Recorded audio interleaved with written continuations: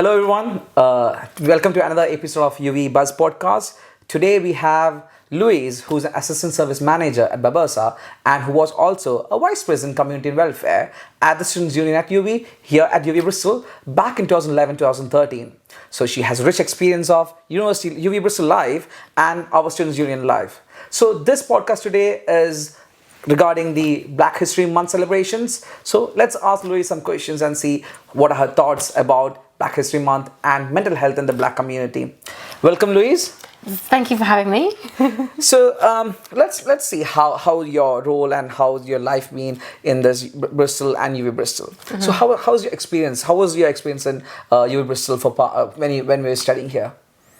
So I really loved my time at UWE. I mean, I know I feel like every single graduate says that, which sounds a little bit cliche, but I think the what made it so special, obviously my course, I really enjoyed my course, but it was everything I got involved in through my Students' Union. That's why I'm always such a big advocate of Students' Union, just the power that it can redefine your life and your purpose, and you can gain confidence, new friends. For me, it helped me build my career in the sense of I got involved in conferences with National Union students, and I discovered just how important welfare and inclusion was, and that was through that space. Mm-hmm. And then that's what led me to run for the elected position. And then from having that position, it really springboarded my career trajectory in working in equality, diversity and inclusion.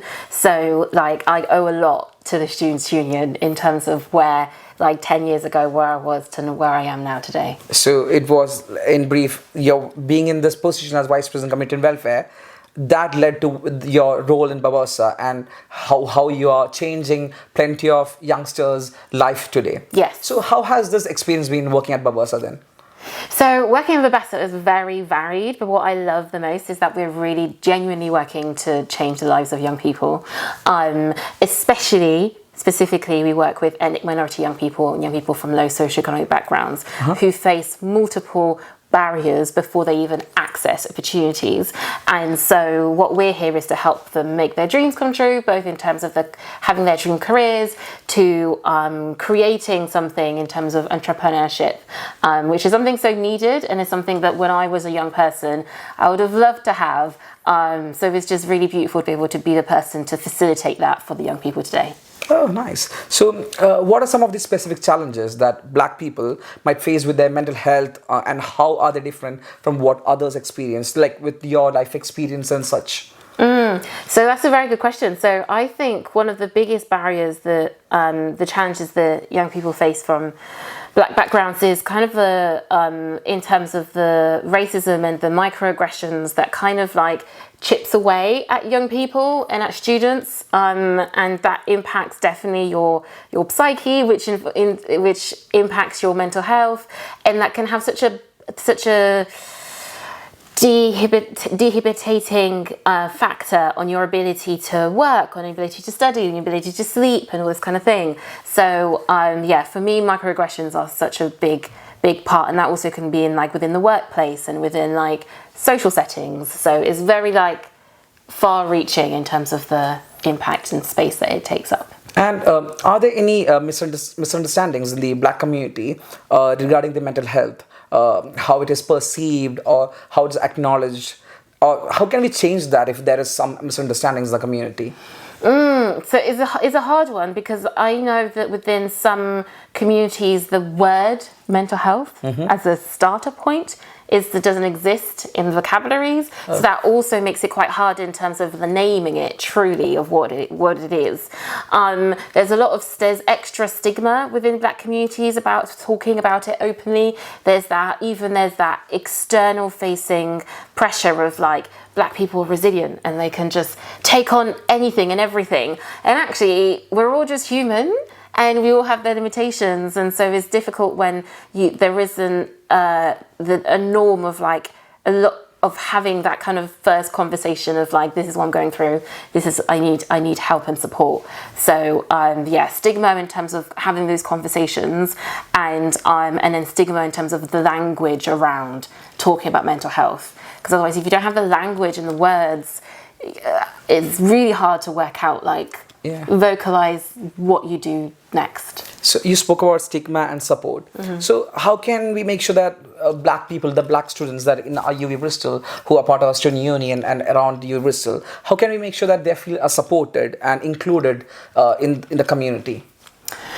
So one of the ways that I feel is really important is about making sure that the services that are provided in terms of mental health are truly inclusive and have a real understanding of the nuances and the complexities of race, racism, and issues that members of the black community can face, so that they can feel that when they come to those services, they're going to be heard, they're going to be understood, and that they're going to feel safe. Because I think both of those three factors really help for an individual to like truly open up in terms of their experience. So you spoke about experience again. So if it's possible, can you share some personal stories about mental health in the black community you have heard, or in your role in Babarsa that you have worked, so you have experienced or seen?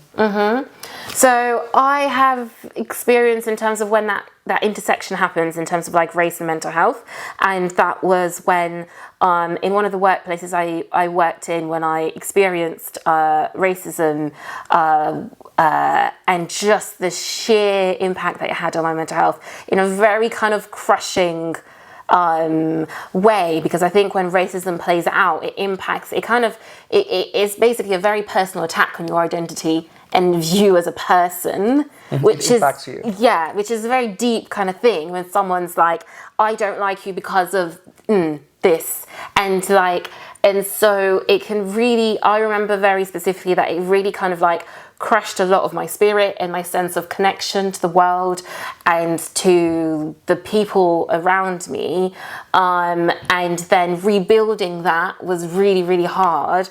And the rebuilding that, I had to do it away from my workplace, so away from the environment that kind of where the harm had been caused,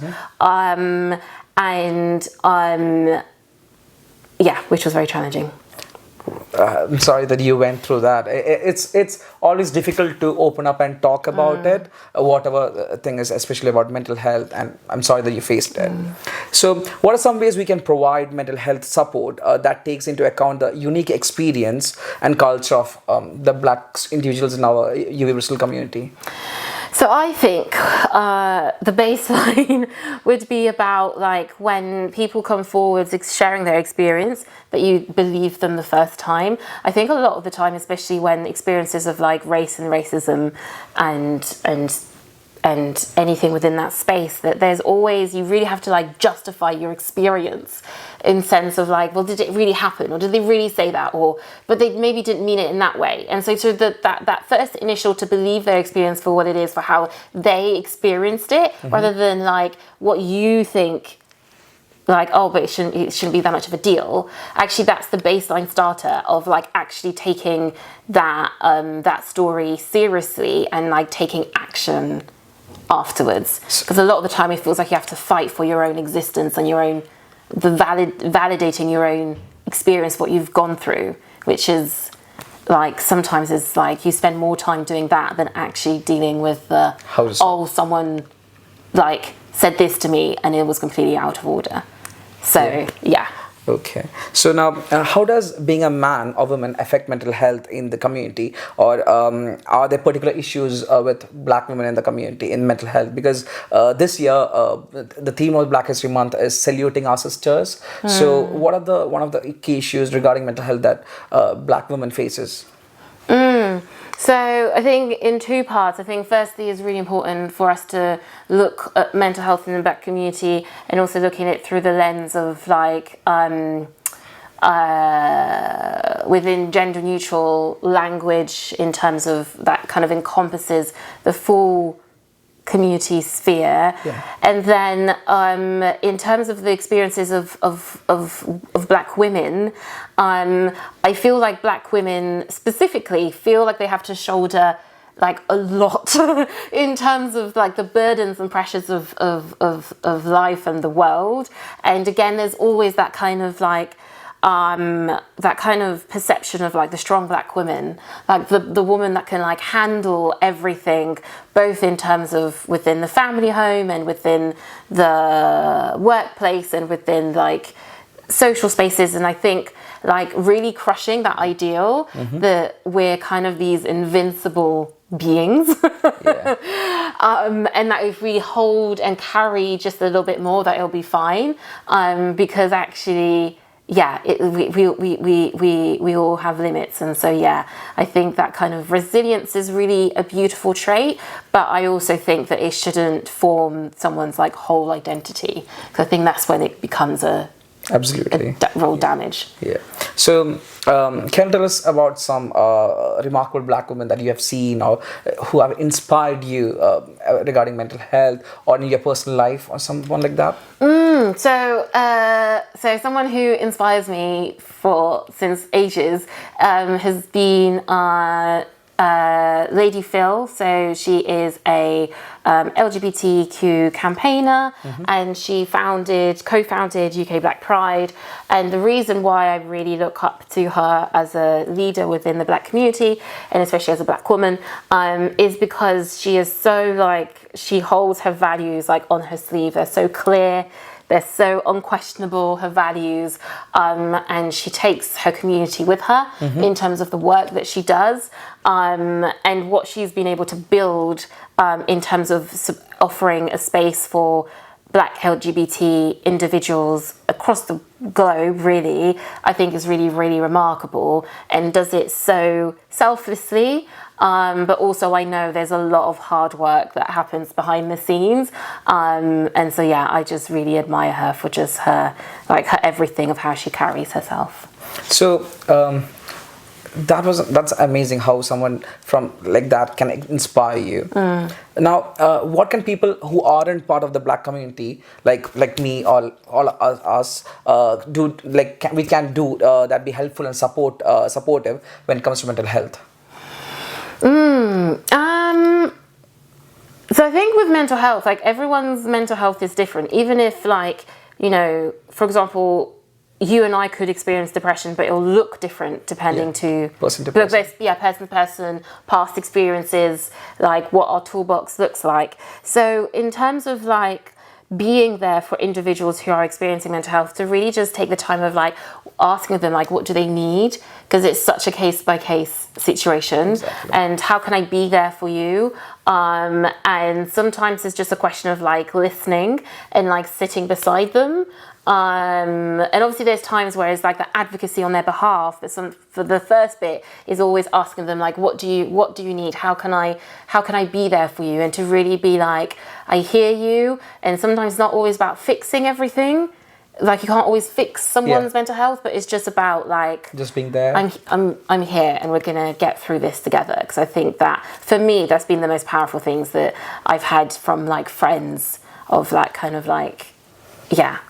not on your own. And sometimes mental health, especially severe mental health, can make you feel like you're on your own, even if you can be surrounded by a room of people and going to lectures and spending time with your friends, but you can still feel so alone inside. And so, to being there for people has a real powerful effect. So, as a student at UWE Bristol and then worked as the vice president here at Students' Union, now you have experienced the life at the both sides. So, I know that Student Union here and the university does a lot of stuff for the students, the Black students in our university. But still, how can university and student unions do a better job of raising awareness about mental health issues among the Black students, not only during the Black History Month, but throughout the year or throughout their life in UWE Bristol? That's a very good question. So I think in multiple ways. So if we're looking at it specifically in terms of for Black students, is kind of really understanding what are the things that impact Black students' mental health. And so a lot of the time is about, for me, what I would recommend is about ensuring that the systems and processes are actually built to support those Black students.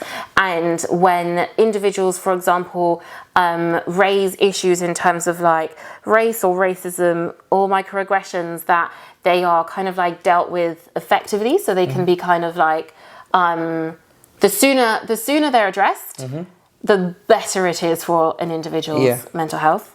And And I forgot the rest of your question. Like how can we as support, like as a union or as a university, how can we support them, like not just during the Black History Month, but like throughout the year, how can we support them? So again, also about having like services that have cultural and racial understandings. That's really, really, very important.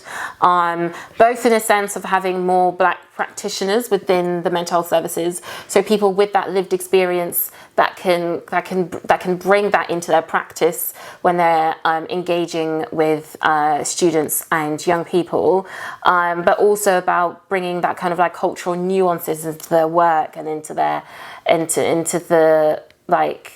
guidance and advice that they give. And again, like just encouraging kind of like making sure that those services are kind of like visible, that they are accessible, and that they are that is that kind of like they go trying to the students rather than waiting for the students to come to the services, because a lot of the time individuals end up coming to the services when they're like way too late, and then it's much harder work to kind of really to fully support them.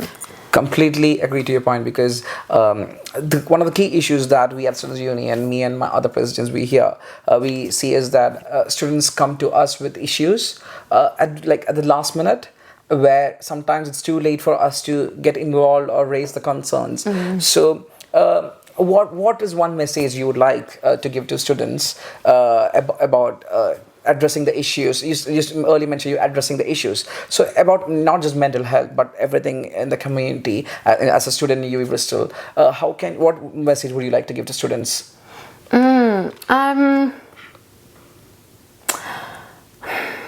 It's hard because even from someone, for me, on the lived experience, I've had moments where like you blink and it's too late.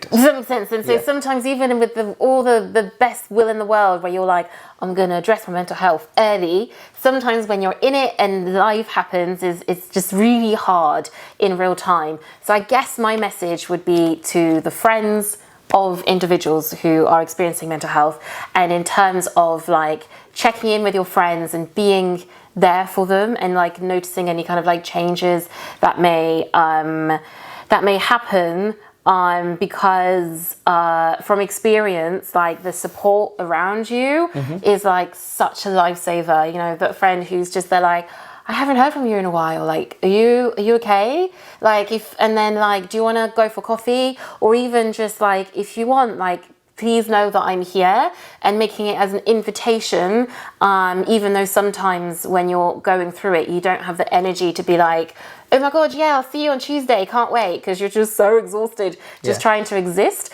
But just knowing that your friends are there, an arm's reach away, just really, really helps. So I guess my message is, more to the friends and stuff about how can we lean forwards to people around us that we see kind of like need like support, love and guidance for their mental health. That's an amazing message, Louise. Thank you, because we always struggle when students come out to us. So I hope this message reaches out to everyone, no matter who you are. We are all supportive to you. We are there to support you. You have your friends, family here with you. Thank you, Louise. It has been amazing. Thank you for your whole. It's only like literally I asked few questions, you answer, but it's amazing to have you here. Hopefully see you soon. Thank you for coming to UWE Buzz podcast. See you soon. Bye.